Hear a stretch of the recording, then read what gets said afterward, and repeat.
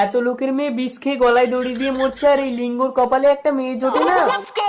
Idea, লোকের বিয়ে করা বউকে চুরি করে এনে সংসার করবো, মুখ ঢাকিয়ে ছদ্মবেশে যেতে হবে। ও বউ, তুমি আমাকে একবার বাবা বলে ডাকো না। কেন? আজ এত বছর হয়ে গেল, আমাদের একটা বাচ্চা হলো না। তা না যদি হয় আমি কি করব? তাহলে তুমি আমাকে বাবা বলে ডাকো। অসম্ভব, আমি সংসার ছেড়ে বাপের বাড়ি চলে যাবো, তাও তোমাকে বাবা বলে ডাকবো না। আইডিয়া, বাবার ছল করে যাই। বাবা বলবো না। আমার ঘুঘুটিয়া ময়না, আমাকে ছেড়ে যেও না। কে তুমি? আমি তোর বাবা, তোর মায়ের খুব শরীর খারাপ, তাই তোকে নিতে এলাম রে মা। তা তুমি মুখ ঢাকিয়ে রেখেছো কেন বাবা? অনেকদিন আগে আমার সময় শেষ হয়ে গেছে বলে যমরাজ আমাকে হন্যে হয়ে খুঁজছে, তাই আমি মুখ লুকিয়ে রাখি। বাবা তুমি দাঁড়াও, আমি রেডি হয়ে আসছি। তাড়াতাড়ি আয় মা। ময়না, তা বলি শ্বশুর মশাই, জমার জামাই তো সমান, আমি শুনে নিয়েছি মানে আপনার দিন শেষ। দেখি মুখটা দেখি।